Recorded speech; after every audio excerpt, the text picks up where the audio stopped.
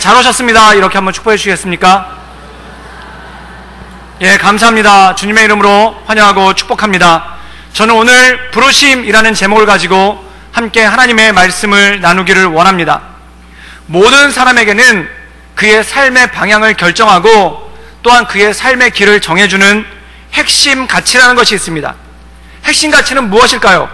그가 중요하게 생각하는 것, 또한 그가 뭔가를 고르거나 선택할 때 굉장히 눈여겨보는 것, 이것을 핵심 가치라고 얘기를 합니다. 그래서 예를 들어 보자면은 10대 청소년들, 특별히 여자 청소년들이 좋아하는 것은 잘생긴 오빠를 굉장히 좋아합니다. 그래서 잘생긴 오빠면 굉장히 선호하고 또한 따라가죠. 그런데 그런 딸을 둔 엄마의 입장에서는 잘생긴 오빠가 굉장히 불안합니다. 왜냐하면 얼굴값을 할 것 같아서 굉장히 불안해하죠. 그럼 엄마는 어떤 오빠를 좋아하냐면은 공부 잘하는 오빠를 좋아합니다. 그래서 자기 딸이 누군가를 사귄다고 했을 때 또래가 비슷한 친구들은 잘생겼어? 이거부터 물어보는데 엄마는 걔 공부 잘해? 이거부터 물어봅니다. 이게 뭐냐면은 사람을 사귀거나 사람을 볼 때 보는 관점이 다르다는 뜻이죠. 이 다른 관점을 다른 말로 얘기해서 핵심 가치라고 얘기합니다. 즉 그 사람의 삶을 이끌어가는 그러한 요소가 되고 그 사람의 삶을 이끌어가는 길이 되는 것이 바로 이 핵심 가치죠. 그렇다면 여러분들께서는 어떠한 핵심 가치를 가지고 인생을 살아가고 계십니까? 또한 여러분의 인생을 이끌고 가는 굉장히 중요한 포인트는 무엇입니까? 이것에 대해서 몇 가지 질문을 던져보면은 내 핵심 가치가 무엇인가를 알 수가 있습니다. 첫 번째, 여러분은 가장 많이 하시는 말이 무엇입니까? 내 입에서 떠나지 않고 내 입에서 가장 많이 하는 말이 무엇입니까? 예를 들어 대학 진학을 앞둔 자녀가 있다면은 그 엄마는 대학에 관한 이야기를 가장 많이 합니다. 그리고 길을 지나거나 텔레비전을 볼 때 대학에 관한 얘기가 나오면은 귀가 번쩍 뜨이게 되죠. 그리고 사람들한테 대학에 관한 이야기를 많이 하고 그것을 많이 물어보기도 하고 궁금해합니다. 그 이유가 뭘까요? 그 엄마의 관점에는 오로지 대학 외에는 어떤 것도 그렇게 중요하게 보이지 않기 때문에 그렇다는 것입니다. 사랑하는 여러분, 요즘에 내가 어떤 말을 많이 하고 있느냐를 보면은 내 마음이 어디로 향하고 있는가, 그리고 내 인생 가운데 핵심 가치가 뭔가인지를 알 수가 있다는 것이죠. 만약에 여러분이 찬양을 많이 하고 감사하다는 말을 많이 한다면은 그렇다면 여러분은 성령 충만한 것입니다. 그런데 그렇지 않고 자꾸 짜증을 내고 누군가에 대한 비난을 자꾸 하게 된다면은 지금 여러분을 이끌어가고 있는 것은 바로 분노이고 미움이 그 안에 있을 확률이 굉장히 높다는 것입니다. 또 두 번째로 내 핵심 가치가 무엇인가를 보려면은 내가 어디에 돈을 많이 쓰는가, 그리고 어디에 돈을 많이 써도 아까워하지 않는가를 보면은 그의 핵심 가치가 뭔지를 알게 됩니다. 많은 엄마들이 돈 1,000원이 아까워서 시장에 갔다가 그 물건을 놓았다 들었다를 몇 번을 반복을 합니다. 그런데 자녀의 학원비를 댈 때 10만 원을 아까워하지 않고 돈을 척척 내주게 되죠. 그 이유가 무엇일까요? 그것에 의미가 있고 그것의 중요성이 발견된다라면은 돈을 쓰는 것에 대해서 전혀 아까워하지 않는다는 것입니다. 사랑하는 여러분, 여러분이 돈을 써도 아까워하지 않는 것은 무엇입니까? 만약에 술을 사 먹는데 돈이 전혀 아깝지 않다, 그럼 그의 핵심 가치는 술을 먹는데 있다는 것입니다. 사랑하는 여러분, 만약 여러분에게 1억 원의 돈이 생긴다면은 그것을 가지고 뭘 하시겠습니까? 여행을 가겠다라고 하시는 분은 거기에 핵심 가치가 있는 거고, 그 돈을 좀 보태서 큰 집으로 이사 가겠다 하면은 거기에 핵심 가치가 있는 거고, 그냥 노후를 위해서 저축하겠다 그러면 그곳에 핵심 가치가 있는 것입니다. 그래서 예수님께서도 이런 말씀하셨죠. 너의 재물이 있는 곳에 너의 마음이 있다라는 말씀하셨죠. 내가 아낌없이 뭔가를 쓰고 있다면 거기에 내 마음이 있고 내 인생의 목표가 있다는 것입니다. 또 세 번째는 뭐냐면, 사람들이 뜯어 말려도 하는 것은 무엇인가? 못하게 막아요. 하지 말라고 해요. 그런데도 길을 쓰고 하는 것이 있습니다. 도박에 중독된 사람들은 주변 사람들이 뜯어 말리고 못하게 해도 그것을 길을 쓰고 합니다. 이것이 바로 중독이라는 거죠. 또한 게임에 중독이 된 청소년들은 부모님이 혼내기도 하고 얼르기도 하고 달래기도 해도 기가 막히게 게임을 합니다. 그 이유가 뭐냐면은 그의 핵심 가치가 거기 있다는 것이죠. 또 어떤 분들은 부모님이 그렇게 말리는데도 교회에 나오시는 분들이 있습니다. 제가 전에 서울에서 섬길 때 일부 예배가 우리 교회랑 똑같이 아침 7시였습니다. 근데 그 일부 예배 때마다 눈에 띄는 형제가 하나 있었는데, 청년인데 추리닝에 그 물통, 큰 물통을 들고 교회를 오는 거예요. 그래가지고 왜 그런 복장으로 매일같이 교회를 오는가 라고 물어봤더니 아버지가 교회 가는 걸 너무 싫어해가지고 주일날 아침에 약수터 간다라고 얘기를 하고 교회에 그러고 오는 거예요. 그래서 교회 식당에서 물을 떠가지고 가더라고요. 그래서 제가 그걸 보고 그것도 약수는 약수인 것 같습니다 이렇게 얘기를 했었습니다. 그런데 뜯어 말려도 예배드리고 싶으니까 그냥 길을 쓰고 오는 겁니다. 그게 바로 핵심 가치입니다. 그리고 마지막은 뭐냐면 내가 무엇에 울고 무엇에 웃는가를 보면 그 사람의 핵심 가치가 나옵니다.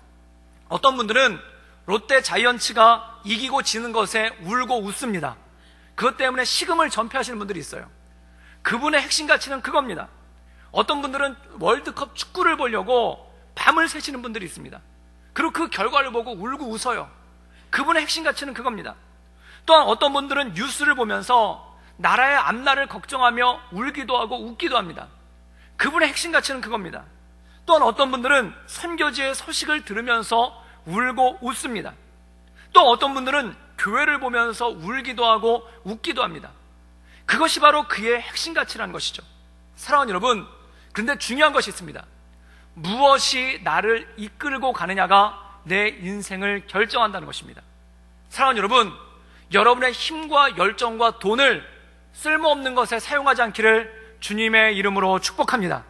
여러분의 돈과 열정과 힘을 하나님께서 기뻐하시는 것, 또한 하나님께서 합당히 여기시는 것, 그것을 바라보며 나갈 때 그것이 온전한 핵심 가치가 될 것이고, 그것을 다른 말로 이야기해서 부르심이라고 하나님께서 말씀하신다는 것입니다. 오늘 말씀 가운데 보면은 하나님께서 어린아이인 사무엘을 부르시는 장면이 이 말씀 가운데 나옵니다. 이 부르심의 역사를 통해 이 부르심의 역사가 우리의 삶 가운데, 그리고 우리 구덕교회 모든 성도님들의 삶 가운데 있기를 주님의 이름으로 축복합니다. 우리 사무엘상 3장 1절에서 3절까지의 말씀을 읽겠습니다. 우리 다 같이 읽겠습니다. 아이 사무엘이 엘리 앞에서 여호와의 말씀이 희귀하여 그 이상이 흔히 보이지 않았더라. 엘리의 눈이 점점 어두워 가서 잘 보지 못하는 그때에 그가 자기 처소에 누웠고 하나님의 등불은 아직 꺼지지 아니하였으며 사무엘은 하나님의 궤에 있는 여호와의 전 안에 누웠더니, 오늘 말씀 가운데 보면은 하나님께서 사무엘을 부르셨을 때의 상황에 대해서 말씀하고 있습니다. 3장 1절에 보면 아이 사무엘이라고 지칭하고 있습니다. 사무엘이 어린 아이 때 하나님께서 부르셨다는 거죠. 그런데 어린 아이인 사무엘을 부를 수밖에 없었던 상황, 그 상황에 대해서 이렇게 설명하고 있습니다. 첫 번째는 여호와의 말씀이 희귀하였다. 그리고 더 이상 이상이 보이지 않았다라는 것입니다. 사랑하는 여러분, 하나님의 말씀이 희귀하였다는 것은 무슨 뜻일까요? 사람들이 하나님의 말씀을 붙잡고 하나님의 말씀을 의지하여 나가는 것이 아니라 다른 곳을 바라보고 있었다는 것입니다. 그렇기 때문에 하나님의 비전, 하나님의 이상, 그리고 하나님께서 우리에게 주시는 꿈과 비전이 나타나지 않았다는 것이죠. 그렇다면 그 이유가 뭘까요? 사무엘상 3장 2절에는 이렇게 말씀하고 있습니다.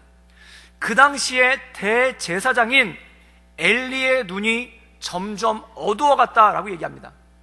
이것은 단지 그가 나이가 많기 때문에 눈이 잘 안 보이고 침침해지는 이런 차원의 것이 아닙니다.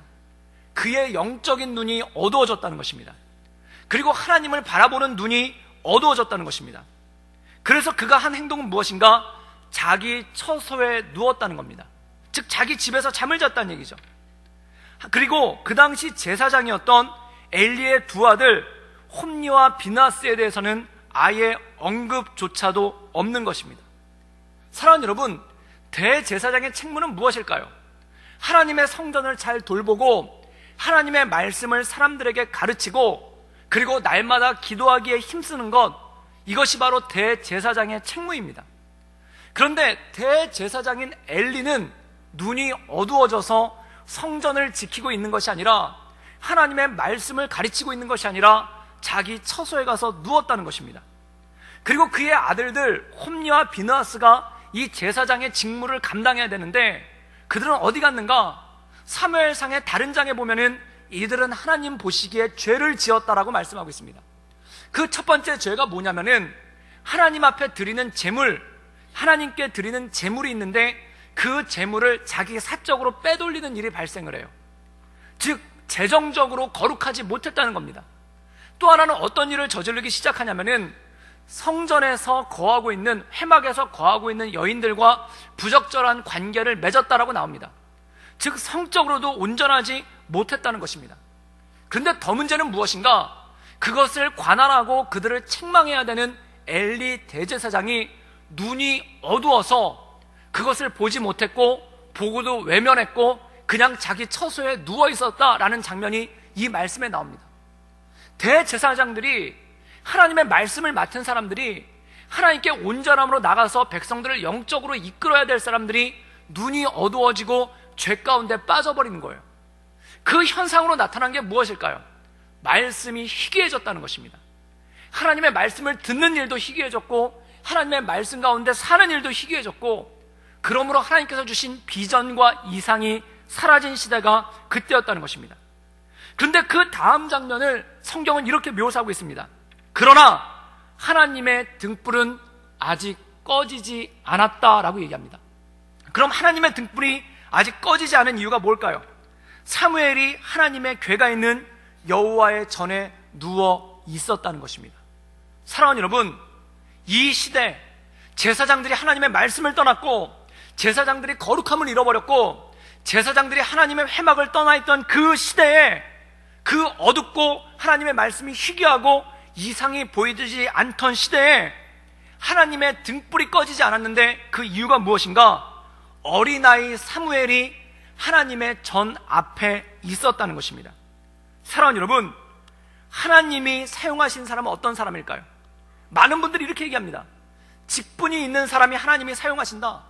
그 다음에 한창 일할 나이인 그런 연령에 있는 사람을 하나님이 사용하신다라고 말씀하십니다. 맞습니다. 맞는 얘기입니다. 하나님은 직분을 통해서 사람을 사용하시기도 하고 한창 일할 나이에 있는 연령의 사람을 불러서 사용하시기도 하십니다. 그런데 그것보다 더 우선된 것이 있습니다.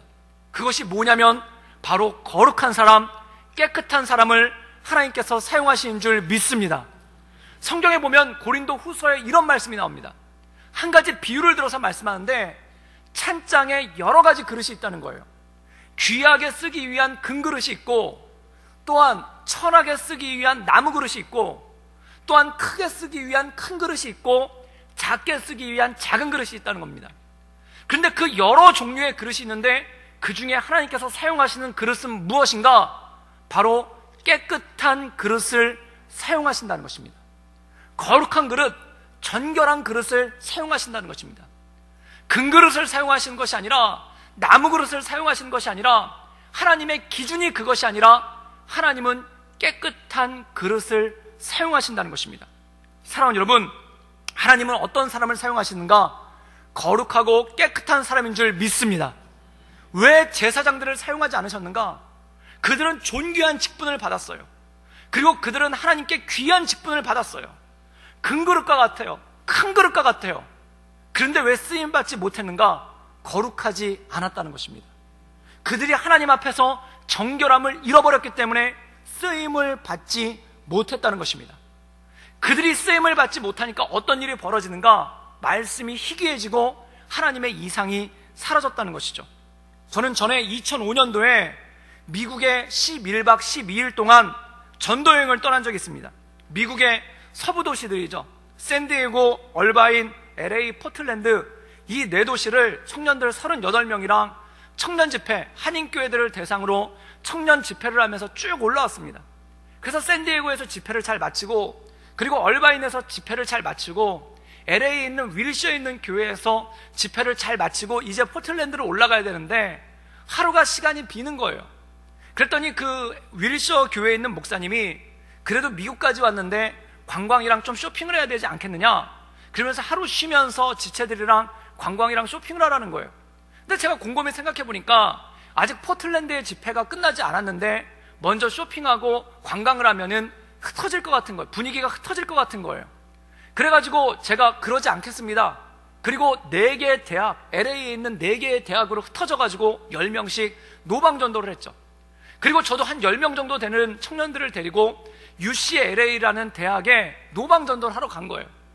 그래가지고 거기 가가지고 2명씩 짝을 지어가지고 같이 막 전도를 하고 있는데 갑자기 팀장, 이 전도팀의 팀장이 되는 형제가 저한테 달려오는 거예요. 가쁜 숨을 쉬면서 달려오면서 목사님 이렇게 얘기를 하는 거예요. 그래서 왜 무슨 일입니까? 라고 물어봤더니 자매들 몇 명이서 그 UCLA의 학생회관에 쇼핑센터가 있는데 그 쇼핑센터가 웬만한 백화점보다 훨씬 더 좋고 물건이 굉장히 많고 싸다는 겁니다. 근데 자매들 몇 명이 전도하라고 나눠준 사용리는 안 들고 가고 신용카드를 흔들면서, 그 형제 표현이 그랬어요. 신용카드를 흔들면서 쇼핑센터로 달려간 걸 자기가 봤다는 거예요. 그래서 제가 그 얘기를 듣고 화가 머리끝까지 나가지고 그들을 잡으러 쇼핑센터로 달려갔습니다. 그래서 쇼핑센터로 달려갔더니 진짜 그 쇼핑센터가 웬만한 백화점보다 더 커요. 학교 안에 있는 건데. 그리고 물건들도 되게 많은 거예요. 근데 그 쇼핑센터 정문을 열고 들어가다가 깜짝 놀랐습니다. 그 앞에 옷을 쫙 파는 가게가 있는데 어떤 옷을 파냐면 UCLA 로고가 붙어있는 야구복, 그 다음에 뭐 축구복, 미식축구복, 농구복 이런 유니폼들이 쫙 걸려있는 거예요. 그리고 그 끝에 뭐가 있냐면은 치어리더 옷이 걸려있는데 어른들 치어리더 옷이 아니라 어린아이들이랑 아기들 치어리더 옷이 앙증맞게 거기 몇 개가 쫙 걸려있는 거예요. 그때 제가 그걸 보는 순간 제 딸이 생각이 났어요. 그때 우리 딸이 5살이었거든요. 그때 그 자매들을 잡으러 갔다 거기 멈춰가지고 그걸 이렇게 본 거예요. 아, 이쁘다. 그리고 생각해보니까 제가 그동안 해외 나와가지고 저희 가족들한테 선물을 사가지고 들어간 적이 한 번도 없는 거예요. 그래서 이 옷을 사가지고 우리 딸한테 입히면 정말 이쁘겠다라고 생각을 해서 봤는데 거기 또 뭐라고 써있냐면 50% 세일이라고 써있는 거예요. 강렬한 유혹이 다가왔어요. 그래서 주변을 둘러봤습니다. 청년들이 안 보이는 거예요. 그래서 뒤져봤더니 신용카드가 한 장이 있어요. 그래서 그걸 슬며시 꺼내가지고 그걸 슬며시 결제를 한 다음에 제 품에 이렇게 넣고 있는데 갑자기 그 문제의 자매들이 나타난 거예요. 네, 어머 목사님 뭐 하세요? 막 그러는 거예요. 그래서 제가 너무 당황해가지고 이러고 있는데 그 자매 중에 하나가 제 옷을 뺐더니 너무 이쁜 옷을 너무 잘 샀다고 막 칭찬하는 거예요. 그래서 저도 순간 기분이 좋아가지고 그치? 막 이러면서 함께 웃고 있었어요. 그리고 너희들은 뭐 샀니? 그랬더니 자기들도 막 보여주는 거예요. 그래서 거기서 서로 웃으면서 잘 샀다고 이렇게 칭찬하고 이렇게 화기애애하게 그 쇼핑센터를 나오고 있는데 제가 나오다 보니까 아까 저한테 그 자매들의 행동에 대해서 일러바쳤던 그 팀장이 밖에서 울그락불그락한 얼굴로 서 있는 거예요. 그래서 제가 그 형제를 보는 순간 문 뒤로 숨었습니다. 그리고 아무것도 모르는 그 자매들 셋은 나가다가 그 형제한테 붙잡혀가지고 엄청나게 혼나고 있는 거예요. 그런데 그 형제가 제가 숨었는 걸 아는지 저를 들으라는 듯이 빡 혼을 내는데 다 저한테 하는 얘기인 것 같아요. 그래서 제가 뒤에서 그냥 회개하고 있었습니다. 그리고 난 다음에 영적인 주도권이 바뀌었어요. 그 형제가 38명의 실질적인 리더가 됐습니다. 저는 뭐 했는가? 회개하고 참여하는 심정으로 옆에 가만히 있었어요. 그리고 포틀랜드 올라가서 그 형제가 목사님 설교하셔야죠. 그럼 네, 그러고 올라가서 설교하고 내려왔어요. 그런데 제가 한 가지 느낀 것이 있었습니다. 그게 뭐냐면 사람에게 꺼리낌이 있으면, 사람에게 죄가 있으면 하나님께 쓰임받지 못한다는 겁니다. 일단 내가 부끄러운 거예요. 그리고 청년들을 바라봤을 때 영적인 권위가 서지가 않는 거예요. 여러분, 사람이 꺼리낌이 있으면은 어떤 일을 하기 시작하냐면 자꾸 변명을 합니다. 변명이 많아져요. 그런데 예수님께서는 뭐라고 말씀하시냐면은 너희는 변명하지 말라고 말씀합니다. 이거면 이거고 저거면 저거다라고 얘기하지 맹세하지도 말라고 합니다. 변명하지도 말라고 합니다. 왜 그럴까요? 주님께서 우리에게 거룩을 명하시는 이유는 무엇일까요? 그 이유는 우리가 뭔가 득도를 하기 위해서, 또한 뭔가 우리가 사람들이 보기에 신비로운 삶을 살기 위해서, 칭찬받는 삶을 살기 위해서 거룩을 명령하신 게 아니라는 것입니다. 그 이유는 뭐냐면 하나님께서는 간절하게 우리를 사용하시기를 원하십니다. 여기 계신 모든 분들을 하나님께서는 간절하게 쓰기를 원하세요. 그런데 문제는 무엇인가? 거룩하지 않으면 쓸 수가 없는 거예요. 깨끗하지 않으면 쓸 수가 없는 거예요. 마치 무엇과 똑같은가 하나님이 찬장을 열어보시고 찾아보고 있는 거예요. 엘리라는 그릇을 꺼냈어요. 그건 금그릇이고 큰 그릇이에요. 그런데 봤더니 더러워서 쓸 수가 없는 거예요. 또 은그릇을 찾았어요. 그건 홈니와 비느하스라는 그릇이에요. 그런데 그 그릇도 더러워서 쓸 수가 없는 거예요. 그래서 찾다가 조그만 나무 종지와 같은 사무엘이라는 그릇을 꺼내서 보니까 이것이 제일 깨끗해서 이것을 사용하신다는 겁니다. 사랑하는 여러분, 거룩하기를 주님의 이름으로 축복합니다. 거룩은요, 천천히 걷는 게 거룩이 아니에요. 흰옷 입고 다니는 게 거룩이 아니에요. 몸을 뒤로 젖히고 다니는 게 거룩이 아니에요. 거룩은 하나님이 나를 사용하실 수 있도록 나를 깨끗하게 만드는 것이 거룩인 줄 믿습니다. 하나님은 우리를 간절히 사용하기를 원하세요. 그런데 거룩하지 않다면, 깨끗하지 않다면 사용하실 수가 없다는 겁니다. 사랑하는 여러분, 다윗이라는 사람이 하나님께 크게 쓰임받았습니다. 그런데 그가 어느 순간 꺾여요. 언제 꺾이는가? 밧세바의 사건이 일어난 다음에 그가 꺾이기 시작합니다. 밧세바의 사건은, 밧세바라는 자기 부하의 아내가 있어요. 유부녀죠. 근데 이 사람이랑 결혼하고 싶어가지고, 자기 남편이 있는 유부녀인데 그 여자랑 결혼하고 싶어가지고 그 신랑 되는 우리아라는 장군을 전쟁터에 보내서 죽이고, 그 다음에 몰래 그 아내를 취한 것이 바로 밧세바 사건이에요. 그런데 이 밧세바 사건을 가지고 다윗이 울고불고 회개합니다. 하나님 앞에 회개를 해요. 그리고 하나님께서 그를 용서하셨어요. 그런데 문제는 뭐냐면 사용하실 수가 없게끔 된 거예요. 사랑하는 여러분, 회개해서 용서받는 것과 사용되어지는 것은 별개의 것입니다. 그 이후로 권위가 안 사는 거예요. 누구한테 권위가 안 사는가? 자기 자식들한테 권위가 안 사는 거예요. 자식 중에 암놈이라는 큰아들이 있어요. 그가 자기 이복 여동생 다말을 사모해서 나중에 이 자기 이복 여동생한테 못된 짓을 합니다. 그런데 불러다 꾸짖지를 못해요. 왜 그럴까요? 자기 아내 밧세바의 죄가 있어서 그래요. 또 그걸 보고 아들 중에 하나가 격분을 해가지고 압살롬이라는 셋째 아들이 자기 형을 몰래 불러다 죽입니다. 그런데 그 압살롬을 불러다 꾸짖지를 못해요. 왜 그럴까요? 자기가 우리아를 죽인 죄가 있는 거예요. 그리고 자식들도 자기 아버지 앞에서 꺼리낌 없이 죄를 짓는 거예요. 그 이유는 무엇일까요? 그가 죄를 통해 영적인 권위를 잃어버렸기 때문에 그렇다는 것입니다. 사랑하는 여러분, 우리 안에 거룩함이 없으면 하나님께서 사용하실 수가 없는 거예요. 저는 믿어 의심치 않습니다. 하나님께서 우리 구덕교회를, 그리고 우리 구덕교회에 있는 모든 성도들을 존귀하게 사용하실 줄 믿습니다. 그럼 우리는 뭘 해야 되는가? 거룩해져야 되는 거예요. 남들 보기에 꺼리낌이 없는 것, 남들 보기에 부끄러움이 없는 것, 내 자신과 하나님 앞에서 부끄러움이 없는 것, 그것을 가지고 나가는 것이 중요하다는 거죠. 전에 그 15년 정도 됐죠. 그 대통령이 바뀌고 난 다음에 새로운 총리 후보자가 거론이 됐습니다. 이분은 기독교 계통의 대학의 총장이에요. 그리고 명성이 있는 학자예요. 그런데 이분이 청문회에 나가가지고, 지금도 청문회 나오면은 별 사생활을 다 까발리지 않습니까? 그런데 그분이 청문회에 나갔는데 다 괜찮은데 딱 한 가지가 걸렸어요. 그게 뭐냐면 아파트 불법 중축이었습니다. 지금이야 아파트 평수 제한이 없는데 그 당시에는 아파트가 평수 제한이 있었어요. 지금이야 200평이고 300평이고 아파트를 크게 지을 수 있는 만큼 짓는데 그때는 몇 평 이상은 짓지를 못했어요.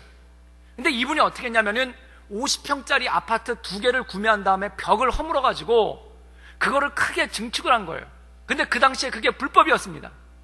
그런데 돈 좀 있다고 하는 사람들은 다 그거를 했어요. 그런데 청문회 때 그게 걸린 거예요. 제가 그걸 보고 대단하다고 생각했습니다. 국회의원들이 그걸 어떻게 알았을까? 분명히 그건 그 집에 가본 사람이 어디서 폭로했을 거예요. 그래서 자기 집 찾아온 사람 조심해야 돼요. 그런데 그것 때문에 꼬투리가 잡힌 거예요. 그래서 청문회 내내 고의로 그랬냐 아니냐, 본인이 했느냐 시어머니가 시켰느냐, 이거 가지고 가다가 40일 넘게 시달리다가 결국 국무총리를 사퇴를 하고 맙니다. 그래서 그가 사퇴를 발표하고 내려오는데 기자들이 와서 물어보는 거예요. 그때 왜 불법 증축을 하셨습니까? 라고 물어봤더니 이분이 뭐라고 얘기를 했냐면, 이 얘기가 너무 인상적이었어요. 그분이 이렇게 얘기했어요. 저는 제가 국무총리까지 될 줄은 꿈에도 몰랐습니다. 이 얘기를 하시는 거예요. 사랑하는 여러분, 제가 그 얘기를 듣고 놀랐습니다. 하나님이 나를 어디까지 사용하실지 누가 알겠습니까? 내 자녀를 어디까지 사용하실지 누가 알겠습니까? 모세가 80살에 자기가 그렇게 쓰임받을 줄 꿈에나 알았겠습니까? 아브라함이 76세에 그렇게 부르심을 받을 줄 꿈이나 알았겠습니까?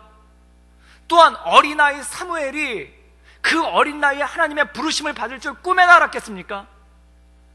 요셉이 노예로 살다가 어느 순간 총리 대신 될 줄 꿈에나 알았겠습니까? 하나님이 나를 어떻게 사용하실지 아무도 모른다는 거예요. 그래서 우리는 거룩해야 되는 줄 믿습니다. 엘리의 문제는 뭐였는가? 너무 자기를 일찍 포기했어요. 내가 이만큼 나이가 먹었으니까, 이제 눈도 잘 안 보이니까 나는 여기서 끝났다. 살았으나 죽은 자처럼 살았어요. 그래서 자기 아들들이 죄를 짓는 걸 보고 그들을 관리, 감독하고 책망해야 되는데 그걸 안 한 거예요. 나는 이미 늙었으니까, 나는 이미 눈이 안 보이니까. 엘리의 죄는 무엇인가? 너무 일찍 자기의 삶을 포기한 거예요. 너무 일찍 자기의 삶을 접은 거예요. 2008년도에 8월 14일 동아일보에 한 칼럼에 이런 시가 올랐습니다. 그 칼럼의 제목이 뭐냐면은 어느 95세 어른의 수기, 그게 제목이에요.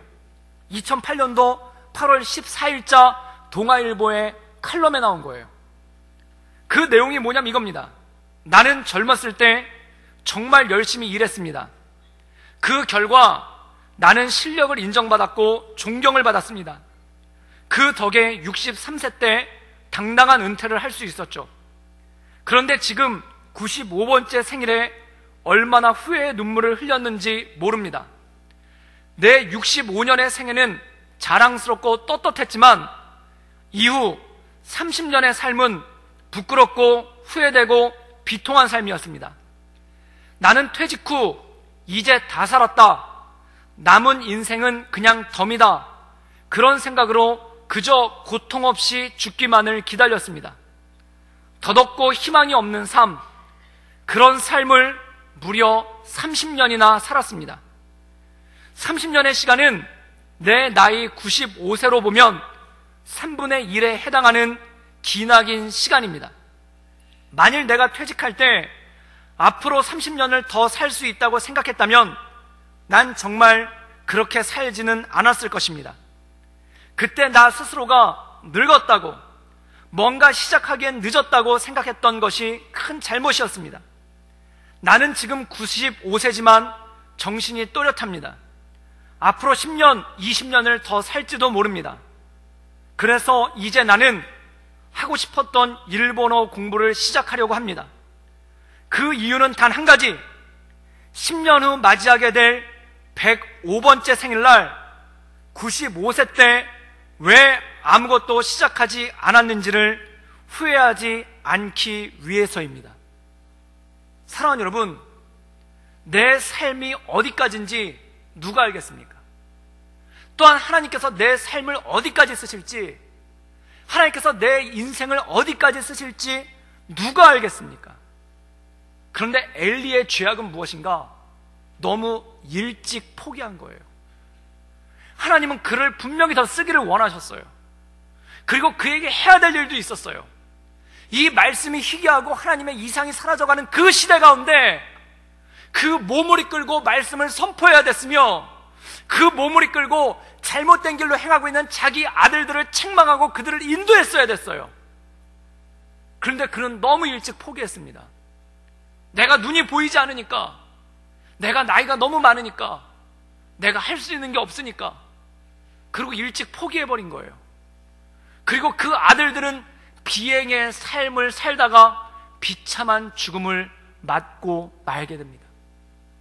사랑하는 여러분, 그 시대, 금그릇도 쓸 수 없고 은그릇도 쓸 수 없던 그 시대에 하나님께서 가장 작은 나무 그릇, 그 사무엘을 불러서 사용하신 것이 바로 오늘의 말씀이라는 것입니다. 사랑하는 여러분, 저는 믿어 의심치 않습니다. 하나님께서 여기 계신 모든 분들을 사용하기 원하십니다. 그리고 하나님께서 여러분들을 존귀하게 쓰실 줄 믿습니다. 그럼 우리는 뭘 해야 되는가? 첫 번째, 정결함. 그리고 두 번째, 하나님께서 주신 삶을 쉽게 내려놓지 말고 하나님 말씀 가운데 승리하며 나갈 수 있기를 주님의 이름으로 축복합니다. 모든 사람에게는 달려가야 될 길이 있습니다. 그 길이 잘못된 곳으로 가지 않기를 주님의 이름으로 축복합니다. 내 열정, 내 돈, 내 건강, 내 체력, 그 모든 것을 잘못된 길로 사용하지 않기를 주님의 이름으로 축복합니다. 또 하나, 나에게 있음에도 불구하고 없는 것처럼 살지 않기를 주님의 이름으로 축복합니다. 엘리는 하나님께서 그에게 주신 게 많았는데 있는 것을 없는 것처럼 살았어요. 믿음은 무엇입니까? 없는 것을 있는 것처럼 사는 것이 믿음인 줄 믿습니다. 믿음이 없는 건 뭐냐면 있는데 없는 것처럼 사는 거예요. 나한테 주셨는데 안 주신 것처럼 사는 거예요. 나한테 말씀하셨는데 말씀 안 하신 것처럼 사는 거예요. 그렇게 살다가 엘리는 그냥 사그러지고 말았습니다. 그리고 홈리와 비누아스, 그들 역시 직분이 있었음에도 불구하고 거룩하게 살지 못하다가 그대로 사라지고 말았습니다. 그리고 하나님께서 어린아이 사무엘을 들여 그를 세우시며 이렇게 말씀하십니다. 아직 여호와의 전에 등불이 꺼지지 않았으며. 사랑하는 여러분, 이 어두운 시대, 하나님의 말씀이 희귀해지고 사람들이 이상을 잃어버린 이 시대 가운데 아직 꺼지지 않은 하나님의 등불이 되기를 주님의 이름으로 축복합니다. 그 말씀 가운데 날마다 승리하며 나가기를 주님의 이름으로 축복합니다. 기도하겠습니다. 늘 언제나 살아서 역사하신 주님, 하나님을 바라보며 하나님의 인도하신 가운데, 그 크신 가운데, 그 역사하신 가운데 나아가기를 원합니다. 주님, 우리를 이끌어 주시고 주님, 우리를 새롭게 하시사 하나님의 크신 능력 가운데 거할 수 있도록 주님 이끌어 주시고 주님 역사하여 주시옵소서. 우리 삶을 사용하시는 주님, 우리의 삶을 사용하기를 원하시는 주님, 하나님, 우리가 정결한 그릇이 되어서 깨끗한 그릇이 되어서 주님 앞에 온전함으로 쓰임받을 수 있도록 주님 이끌어 주시고 주님 역사하여 주시옵소서. 하나님의 말씀이 귀해지고 이상이 사라져가는 그 어두운 시대 가운데 아직 꺼지지 않은 하나님의 등불로서 온전함으로 나갈 수 있도록 주님 우리를 이끌어 주시고 우리 가운데 하나님의 역사를 더하여 주시옵소서. 주님께 몰거히 탁드리오며 살아서 역사하시는 주 예수 그리스도의 이름으로 감사하며 기도를 쌓옵나이다. 아멘.